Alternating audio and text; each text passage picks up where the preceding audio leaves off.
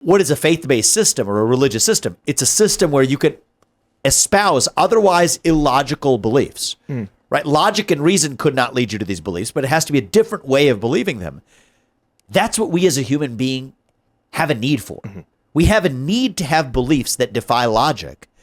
And so if it's not going to be grounded in belief in a traditional religion, belief in God, even belief in a nation, a commitment to a nation is not something that flows out of logic, flows out of something that we as human beings have a desire for, have a need for, something bigger than ourselves.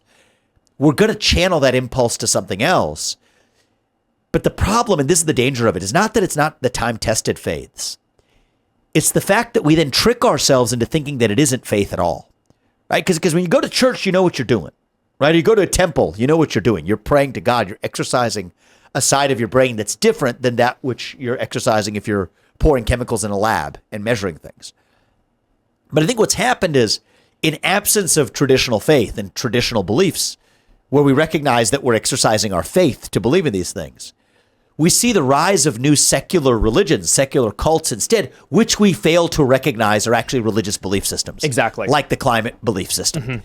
And I think the most dangerous religions are the ones that we fail to recognize as religions in the first place and delude ourselves into thinking that it's actually logic or reason that led us there. Exactly. And that's exactly what's happening in the country today. Well, there's a few things I'd say in response to that. Firstly, ultimately, I do agree with the point that these ideological systems are more or less religions, but rather than having a personal God, they have a much more abstract God, and it generally ends up boiling down to a form of self-worship, usually. But I would push back against one part of this. I agree that there are many religious systems where the faith does conflict with reason. I don't believe faith has to conflict with reason. And I would say part of what's so insidious about this kind of left-wing cult we're seeing and a lot of these bizarre new ideas is it directly does conflict with reason. I think there are elements within divine revelation that a person could not have reasoned to on their own, but it doesn't contradict reason, or it's not asking you to accept something which is like completely and totally absurd, such as your biological sex can change on a daily basis. It gives you ideally the tools, and this isn't its singular purpose, but it does give you the tools, if it's the right system, to interact with the world in a way which is actually productive and helpful. And these new kind of cultist beliefs don't. So I would definitely agree with you on that second part. Yeah, I think we actually agree on the whole part, because the religious belief systems don't have to conflict with reason. Of course they don't. And so what I said is a cult is a religious belief system that has not withstood the test of time. Part of withstanding the test of time is that I think you withstand the test of time better if it is compatible with reason. If it's not totally incompatible with reason.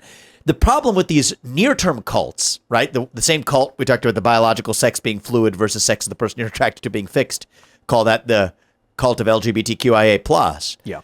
The cult of climate effectively says that carbon emissions are bad if they come from the United States, but not if they're coming from China. You can't believe those two things at the same time. And so it's the religions that haven't withstood the test of time that are the ones that actually run most contrary to logic and reason. Yeah, when it comes to like climate science, I don't think it's unreasonable to think that humans could destroy the Earth's atmosphere. We easily could. Nuclear war is one way to do it. We could do it lots of ways. Comets could destroy the Earth's atmosphere. But what's unreasonable is to tell people they have to stop producing waste, and that's the way to solve it. Like, people are going to poop. We're going to make waste. We're going to burn stuff to stay warm. So we need to figure out a way not to stop. I believe it's unreasonable to expect people to stop producing the carbon dioxide. And we have to be reasonable about the climate. We need to reuse the waste. This is why I'm obsessed with pulling the carbon dioxide out of the air. It'll create another climate crisis where we start to pull too much carbon dioxide out of the air, and then we start to compete with the trees. And we need like a united global coalition that's working together to not pull too much methane and carbon dioxide out of the atmosphere, because that is a valuable resource. Yeah, it's an interesting idea. I think kind of touching on this concept of old ideas and new ideas that Vivek was mentioning. I'm curious, Ian, where you sort of stand. I'll sort of launch into my perspective on this, but I've talked about it before, so I'm curious where you are on this. When someone says this is a new idea or that idea is old and conservative and retrograde, what's your response to that? Well, what's an example? What do you mean? Well, often people will try to label liberalism and conservatism as a war between old ideas and new ideas, and conservatives just like the old ideas and liberals like new ideas. Geez. Well, I mean, we stand on the shoulders of giants. Nothing's new. We have new data. We can see Yeah. things from different perspectives with microscopes and telescopes and things. Like when you get a radio telescope and you see the cosmic microwave background radiation, for instance, it's this web of radiation left over from the Big Bang out in the universe. It looks like a neural net. Like that is God. To me, that is a evidence that there is a God in our universe. And I've been agnostic my entire life. But when you see that, how can you deny that that is not sentient or that it is? I mean, it is. It is functionably active. So that's like an old idea that is now seen in a new way. It doesn't have to be liberal or conservative. It's like we're just human, seeing things from different perspectives. And if you can, I don't know, maybe if you can accept that some people don't see it the way you see it, it'll be a lot easier to convince them of the way you see it. I think that's an interesting point. Obviously, I would disagree with some of the spiritual proposals that you're making there about the nature of the universe. But what I will say is, I think you hit the nail on the head when you said there's nothing new. And I firmly believe this. There's nothing new under the sun. And Vivek, you described a cult as a religion that has not passed the test of time. I think that is a very good way of describing it. And it's certainly a helpful way of understanding it.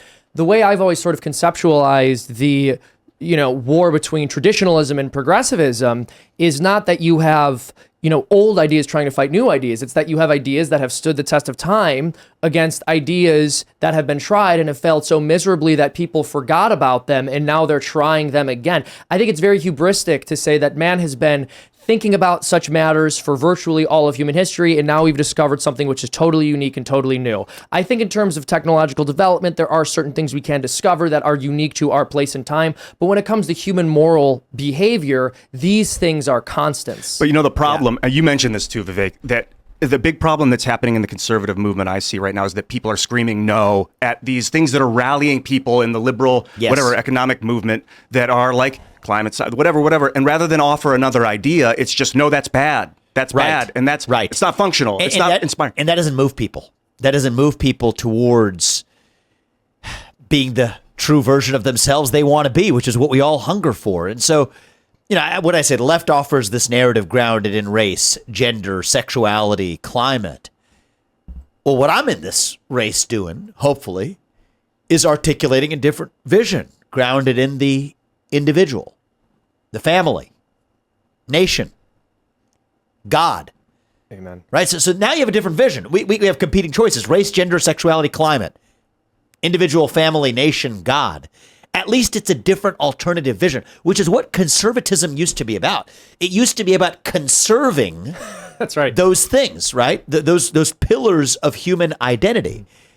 Why do we need those pillars of identity? The way I look at it is we are, in many ways, like human beings. The analogy I would use, we're like blind bats, lost in a cave, trying to figure out where we are. So how does a blind bat figure out where it is? Sonar, echolocation, right? It sends out signals. So say we're in this cave, bounces off that wall. It's something fixed, it bounces back. It says, this is where I am. Let's say I'm a human being. I do the same thing. It bounces off that wall, say my family, the two parents, mother and father who brought me into this world. That means something to me. That bounces back. It says, this is where I am. Send out a signal. It bounces off my belief in God. That is a true faith to me. That bounces back. It tells me this is where I am. Off of my belief in this nation, that I'm a citizen of this nation, not some nebulous global citizen somewhere, but that I'm a citizen of this nation, in our case, the United States of America. That means something to me. That bounces back and says, this is where I am. I work hard. I create something in the world. You make music. That's great. Whatever it is. That is real. It is true. That bounces back. I'm proud of that. It tells me this is where I am. What happens when those things each disappear? We send out these signals, and then nothing comes back. And that's when we're lost in that abyss. And so we will latch on to anything. Race, gender, sexuality, climate. And the conservative movement is in a bit of a paradox here, because we're supposed to be conserving something, but when the thing we're supposed to be conserving does not exist, now we have to be in the business of actually recreating something. Or if it that exists, was actually missing. but the signal is blocked or distorted because of pharmaceuticals, like 14-year-olds on Xanax or something crazy. Yeah. You can't experience God properly if your mind is tweaked by drugs. I mean, I don't think you can have a healthy baby if you've got amphetamines flushing through your system. Like, how can you even learn to love if you hate, if you're in pain from, so not only is it if something is missing, but you need a clear mind. What do you think about colonizing Mars? What a segue. What a segue. I like this. I really like the smooth transitions. This is great. So this is not a topic we selected, by the way, but we're fine to talk about colonizing Mars. I'm in favor of exploration. I'm in favor of new frontiers. I do think that should particularly the United States of America lead the way in establishing roots on Mars? Absolutely. I'd like to see that. But I do think that it's an interesting point. I'm going to tie it to the discussion we just had. There is a bit of escapism in that. To say that I'm going to find my sense of meaning by going somewhere else when I actually could have it right here at home, right? Yeah. There isn't anything we couldn't understand at the atomic level that wouldn't be more edifying and liberating for us that would require us to go to Mars to do instead. I'm not denigrating the value of going to Mars. I would support it. I think as a spirit of human advancement and human achievement and a down payment on a future that's much longer than I believe our past has been, that's great. But whatever the case may be, I see one serial substitute after another arising saying that, oh, no, maybe the thing that's going to give me fulfillment is going to Mars. Yes, it's that thing. Let's get behind that.